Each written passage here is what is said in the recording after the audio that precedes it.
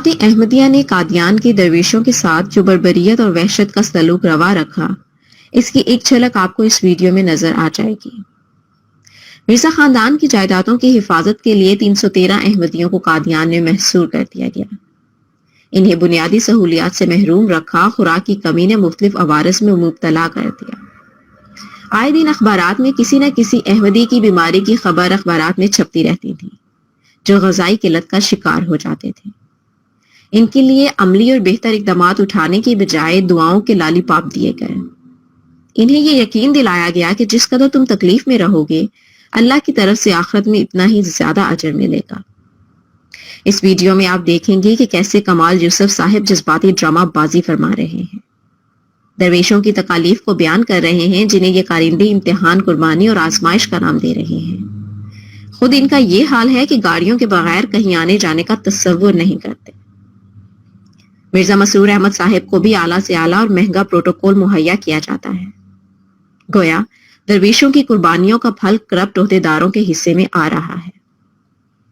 قادیان میں رہ جانے والے احمدیوں سے ایسی بدسلوکی کی گئی کہ ایک درویش اس مقام سے بھاگنے میں کامیاب ہوئے، مگر چونکہ انہیں اس قابل نہیں چھوڑا تھا کہ وہ کسی نئی جگہ اپنا مقام بنا سکیں، مجبوراً واپس آنا پڑا اور انہیں مزید مظالم کا سامنا کرنا پڑا۔ درویشان جب مرزا خاندان کے کام کے نہ رہتے تو انہیں ان کے حال پر چھوڑ دیا جاتا، ان کے بچے انہیں کسی طرح سنبھالتے۔ پھر ایک اور فراڈ سامنے آیا جب درویشوں کے نام پر چندوں کا سلسلہ شروع ہوا۔ اب دیکھیں گے کہ کس طرح احمدیوں نے اس مت میں چندے دینے کا سلسلہ وقت کے ساتھ بڑھا چڑھا کر پیش کیا۔ لوگ عقیدت اور محبت میں درویشان کی مد میں چندے دینے لگے، مگر یہ چندے ان تک کبھی پہنچے ہی نہیں، جس کا ایک ثبوت یوسف کمال صاحب اپنے بیان میں دے رہے ہیں اور مگرمچھ کے آنسو بہا کر بتا رہے ہیں کہ کس طرح درویشوں نے مشکل حالات میں زندگی گزاری۔ انہیں خوراک اور گرم کپڑوں سے بھی محروم رکھا گیا، جبکہ احمدی ہر سال جلسے میں کثیر رقم اور کپڑے قادیان کے احمدیوں کے لیے چھوڑ کر آتے رہے ہیں۔ کمال یوسف صاحب بتا رہے ہیں کہ درویشوں کی آخری عمر میں کیا حالت ہو گئی تھی۔ 313 احمدیوں کو ایسی عبرتناک مثال بنا دیا گیا تھا جسے دیکھ کر روح کانپ اٹھتی تھی۔ آخر درویشوں کی اولادیں اور احمدی یہ سوال کیوں نہیں کرتے کہ اتنے چندے جو درویشوں کے نام پر لیے جاتے رہے کہاں گئے؟ ان کے مکانات اس قدر خستہ ہو چکے تھے کہ ہر وقت گرنے کا خطرہ رہتا تھا۔ آپ کو مکمل ثبوت فراہم کر دیے گئے ہیں۔ اگر اب بھی آپ اس جماعت کا حصہ بننا چاہتے ہیں کہ جس نے آپ کے بزرگوں کے ساتھ انتہائی ظالمانہ سلوک روا رکھا، تو یہ آپ کی سب سے بڑی جہالت اور بیوقوفی ہوگی۔ اپنی آنکھوں سے عقیدت کی پٹی اتار کر دیکھیں کہ کس طرح آپ کے بزرگوں کے ساتھ بہیمانہ اور ظالمانہ سلوک روا رکھا گیا۔ آپ اپنے چندے اللہ کی راہ میں ہرگز نہیں دیتے، بلکہ کرپٹ عہدیداروں کی عیش و عشرت کا سامان فراہم کر رہے ہیں۔ مسجدوں کے نام پر بھی مرزا خاندان اپنے اور اپنی نسلوں کے مستقبل کو ہمیشہ کے لیے سنوارنے میں لگے ہوئے ہیں، اور آپ کی نسلیں یوں ہی غلامی کی زنجیروں میں جکڑی رہیں گی۔ اگر آپ کو شوق سے یہ غلامی منظور ہے تو ایک بات یاد رکھیں کہ اللہ نے کسی انسان کو کسی کا غلام نہیں بنایا۔ حقیقت جان لینے کے بعد بھی اگر آپ اپنی محنت کی کمائی اس کرپٹ جماعت پر لٹانے کے لیے تیار ہیں تو یاد رکھیں آپ ثواب نہیں گناہ کما رہے ہیں، کیونکہ اس پیسے سے جماعت مجرمانہ سرگرمیوں میں ملوث ہے۔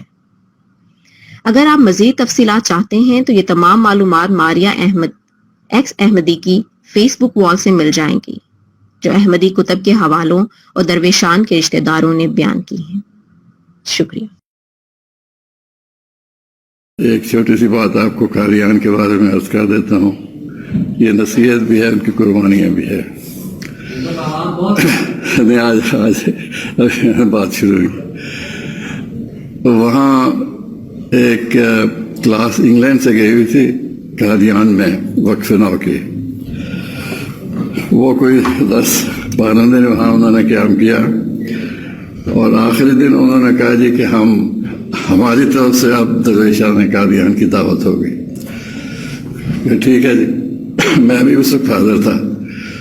تو کھانے کے بعد ایک درویش کہنے لگے میں کچھ کہنا چاہتا ہوں۔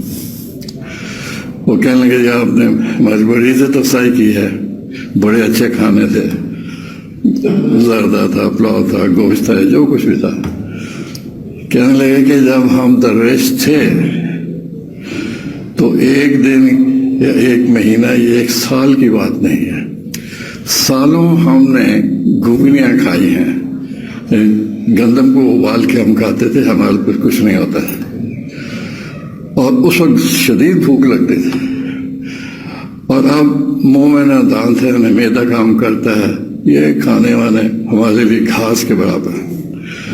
تو میں نے سنا شاید ان کی اپنی روایت ہوگی۔ اس کے بعد میں ایک اور درویش کی خدمت میں حاضر ہوا، کہنے لگا کہ میں پہلے دن سے ہی ناظر تھا قادیان میں، اور اتنے سال میں نے ناشتے میں چائے کے ساتھ کبھی چینی استعمال نہیں کی، میرے پاس پیسے نہیں آتے تھے۔ تو انسان حیران ہو جاتا ہے قربانیوں کا، اگر جس جماعت کے ساتھ ہمارا تعلق ہے وہ بھری ہوئی ہے قربانیوں سے، اب دائیں دیکھیں بائیں دیکھیں، اپنے میں گم نہ رہیں۔ اب حیران ہوں گے کہ ہوتا کیا ہے وہاں۔ ہمارے وہاں بشتی مغرب قادیان میں ایک موسی ہیں شمس الدین معذور، اور بچپن میں ان کو دیکھتا رہا ہوں، ان کو اٹھا کے نماز کے لیے لاتے تھے، وہ بیٹھ بھی نہیں سکتے تھے، کرسی میں بھی نہیں بیٹھ سکتے، وہ لیٹ کے نماز پڑھتے وہیں سے اٹھا کے لے جاتے۔ پھر انہوں نے درویشی کی، اور درویشی کے بعد جب ان کی وفات ہوئی تو ان کی وصیت کا حساب نکالا گیا۔ انہوں نے جس دن سے حضرت صاحب نے وصیت کی تاریخ کی، وہاں سے چندہ دینا شروع کیا، اور اپنی وفات سے آگے 20 سال کا انہوں نے چندہ دیا ہوا تھا، اور وہ خود آدمی اتنا محتاج کہ میں دیکھ کے حیران ہو گیا۔ وہ سب وہاں دفن ہیں، بھئی یہ ہمارے ماں باپ ہیں، خدا کے لیے ان کی طرف دیکھیں، ان کی طرف ہم منسوب ہو رہے ہیں۔ ان لوگوں نے کیا کیا قربانیاں کی، شرم آتی ہے۔ معمولی بات پہ ہم اڑ جاتے ہیں کہ جی ہم آئے تھے کھانا دیر سے مل گیا، انا للہ، ہم کھانے کے لیے یہاں ہیں۔ بھئی اتنی باتیں آپ سے کہی گئی ہیں، اتنی توقعات ہیں، اتنی جس جماعت کے طرف منسوب ہوتے ہیں ان کے لیے کھانا کوئی چیز نہیں تھی۔ تو میری گزارش یہ ہے کہ جن کی طرف ہم منسوب ہیں ان کی طرف دیکھتے رہیں۔ یہی ہمارا حصار ہے، یہی ہمارا ماضی ہے، یہی ہمارا حال ہے، اور انشاءاللہ یہی ہمارا مستقبل ہے۔